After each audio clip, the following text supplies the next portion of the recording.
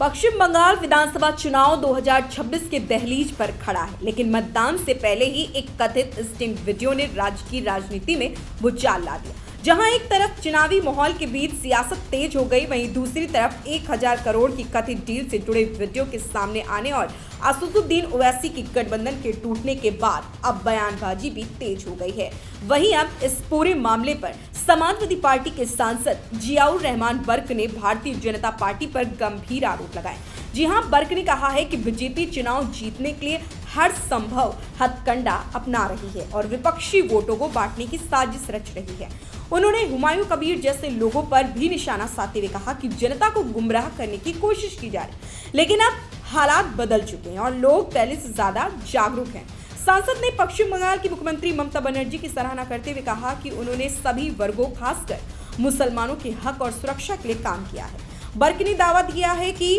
बंगाल की जनता इस बार किसी बहकावे में नहीं आएगी और सच्चाई को समझकर ही वोट करेगी। उन्होंने आगे कहा कि भले ही इंडिया गठबंधन में पार्टियां अलग अलग चुनाव लड़ रही हैं, लेकिन जनता को एकजुट होकर ममता बनर्जी की सरकार बनाने का समर्थन करना चाहिए, ताकि राज्य में विकास की रफ्तार बनी रहे और सांप्रदायिक ताकतों को सत्ता से दूर रखा जा सके। अब ये चीज़ तो आप देखिए कि बीजेपी किस तरह से चुनाव को जीतने के लिए हथकंडे अपनाती है और आपस में लड़ा करके वोट काट कर करके इस हद तक अगर जाया जाए तो बहुत अफसोस की बात है कि राजनीति का स्तर इतना नीचा हो गया है। और हुमायूं कबीर जैसे लोग अगर लोग प्रभावित कर करके लोगों को गुमराह करना चाहें तो आज में और पहले के समय में बदलाव है। जनता जागरूक है और जनता जानती है कि वोटों को सिर्फ किसी के बहकावे में आकर के ख़राब नहीं करना है, बल्कि वहाँ पर जनता ने इस बात को देखा है कि जो दीदी हमारे ममता बनर्जी जी हैं, उन्होंने काफ़ी हद तक मुसलमानों के साथ साथ सभी लोगों की हुकूकों की, जान माल की, उनके अधिकारों की हिफाजत की है। और ऐसे लोग अगर भिरमत करेंगे तो कहीं ना कहीं कभी ना कभी उनकी पोल खुली जाएगी। हमें खुशी की बात यह है कि समय से पहले वहाँ की पोल खुल गई है और पश्चिम बंगाल के लोग बहुत समझदार हैं। मैं उम्मीद करता हूँ बीजेपी के जो ऐसे हथकंडे हैं जो वोट काटने के लिए दूसरे लोगों को, दूसरी पार्टियों को आगे बढ़ाने का प्रयास कर रहे हैं,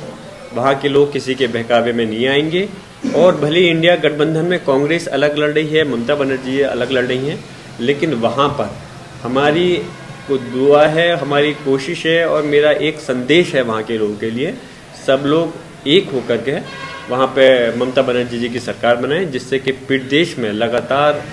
जो विकास है वो होता रहे और ऐसी सांप्रदायिक ताकत जाकर के नहीं बैठे जिससे कि आपस में मतभेद करने का उन लोगों को मौका मिल सके। बंगाल चुनाव में आरोप प्रत्यारोप का दौर तेज है, लेकिन अब नजर इस बात पर है कि जनता किसके दावों पर भरोसा करती और किसे सत्ता की कुर्सी सौंपती है। वहीं दूसरी तरफ कबीर ने चुनौती ये भी दी है कि यदि उनके भाजपा नेताओं से मिलने का कोई भी सबूत है तो उसे सार्वजनिक किया जाए। उन्होंने घोषणा की है कि वे इसके खिलाफ अदालत का दरवाजा खटखटाएंगे। फिलहाल अब देखना दिलचस्प ये होगा कि 1000 की गुत्थी आखिर कब सुलझेगी या फिर बंगाल में होने वाला है कोई बड़ा खेला।